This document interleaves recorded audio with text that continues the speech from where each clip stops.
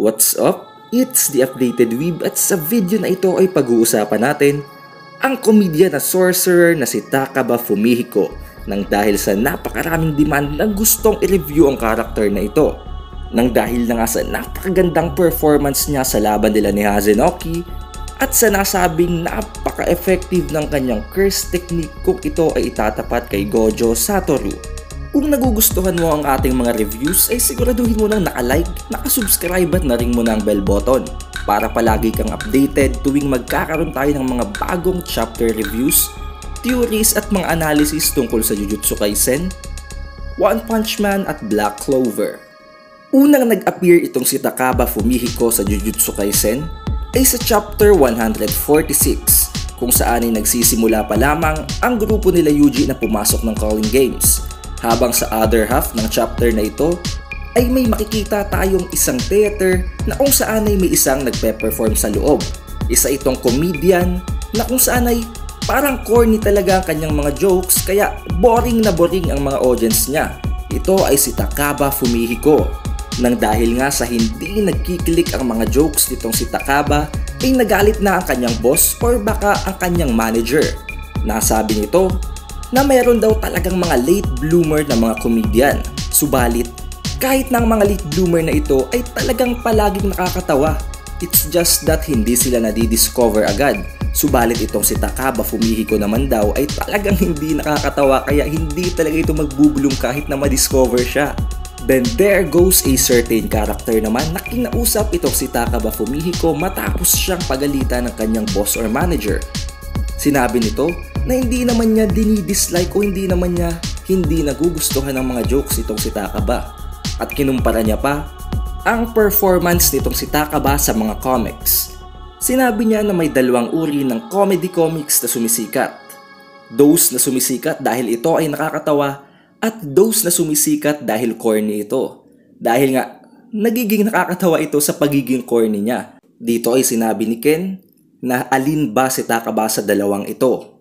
Dito ay nagsimula ng maging seryoso ang pagmumukha nitong si Takaba habang sinasabing 50-50 siya sa dalawang ito o hindi naman kaya ay 70-30. Which alam kong alam nyo kung ano ang koneksyon sa sinabing ito ni Takaba. Sino nga ba ang karakter sa Jujutsu Kaisen na may kinalaman sa 70-30 na paghahati?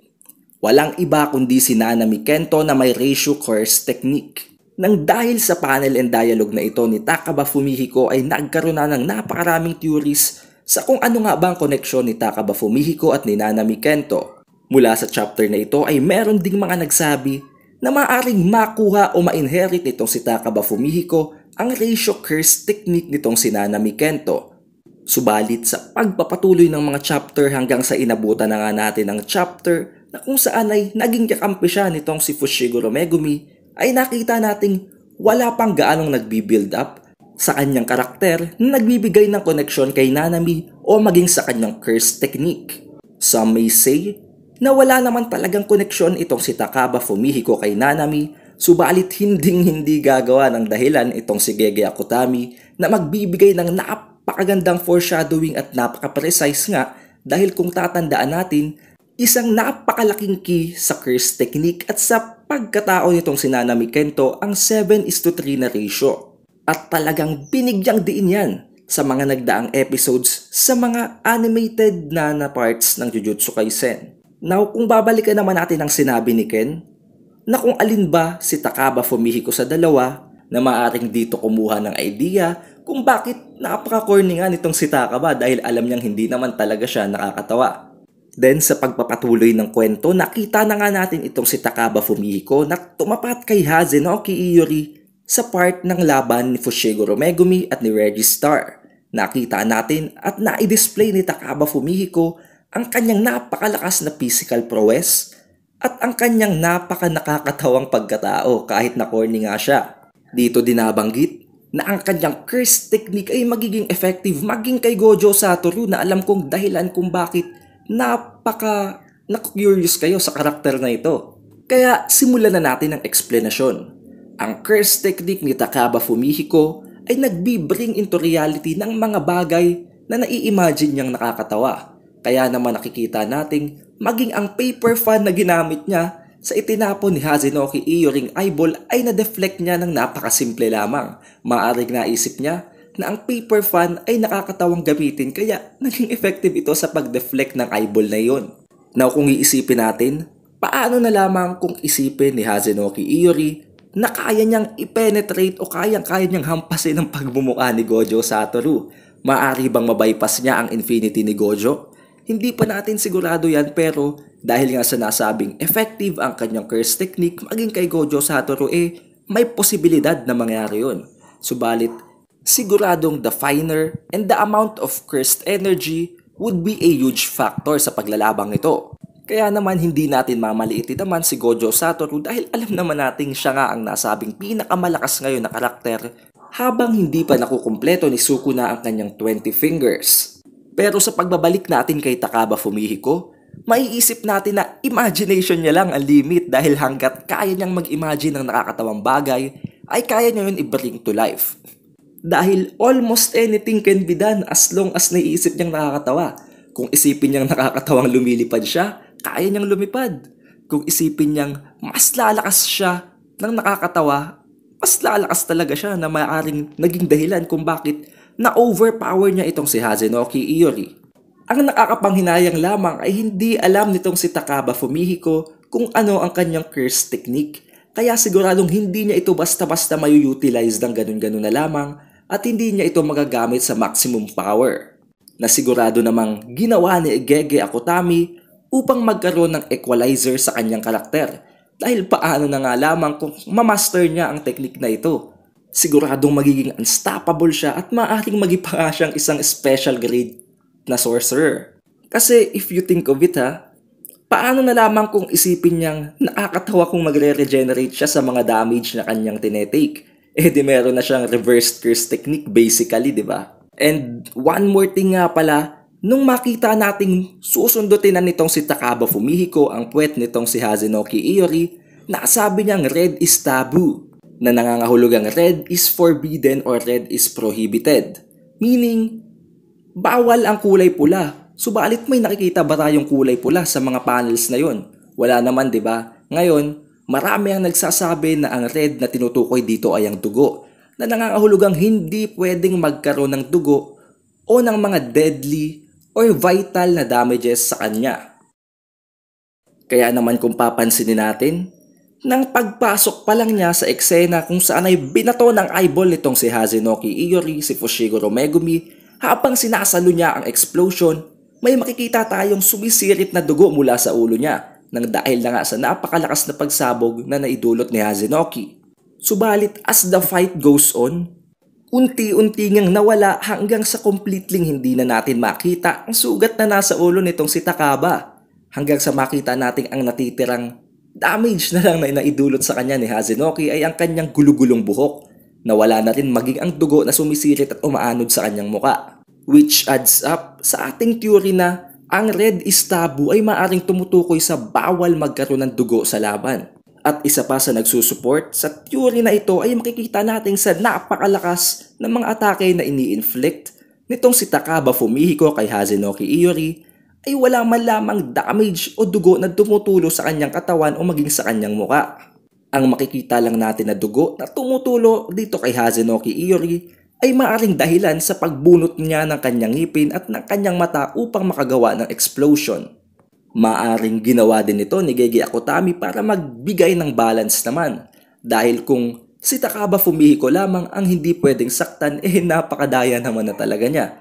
Kung babalikan naman natin ang pag-drop kick niya dito kay Hazenouki Iori sa nakaraang panels, makikita nating nasabi nitong si Registar na biglang nag-spike ang amount ng kanyang cursed energy.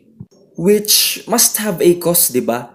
Then, ang makikita lang naman nating dahilan ay nag-joke siya ng napaka-corny na nagbibigay sa akin ng idea na maaring kapag gumawa siya ng corny na joke, ay tataas ang amount ng kanyang cursed energy. Which benefits him greatly naman at inline naman sa kanyang pagkatao dahil corny nga siya at isang failure as a comedian.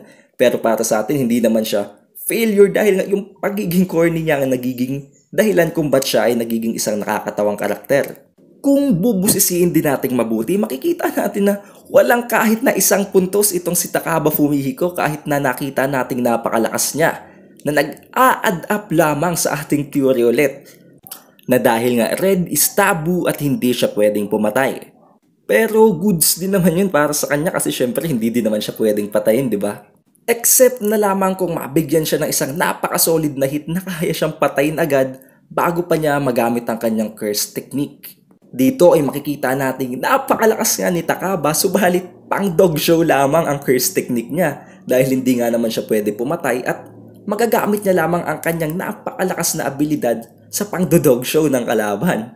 Though theory lamang ang lahat ng ito, meron naman tayong supporting details kaya kayong bahala kung paniniwalaan nyo ang theory na ito at kung may sarili pa kayong napansin or analysis tungkol kay Takaba Fumihiko ay siguradong ilagay nyo na yan sa comment section para mapag-usapan pa natin at ng mga regular viewers dito sa channel.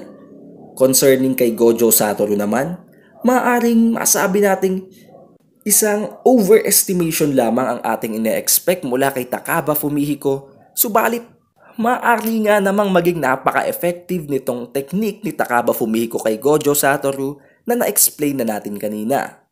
Regarding naman sa koneksyon ng 70-30 na sinabi ni Takaba Fumihiko na maaaring foreshadowing ng koneksyon niya kay Nanami Kento, which has a very high chance na totoo nga dahil kilala naman natin si Gege Akutami at hindi siya gagawa ng mga walang kwentang koneksyon para lamang magkaroon ng hype. Siguradong ito ay isang foreshadowing na maaaring magbigay ng isang napakalaking pasabog sa pagpapatuloy ng istorya.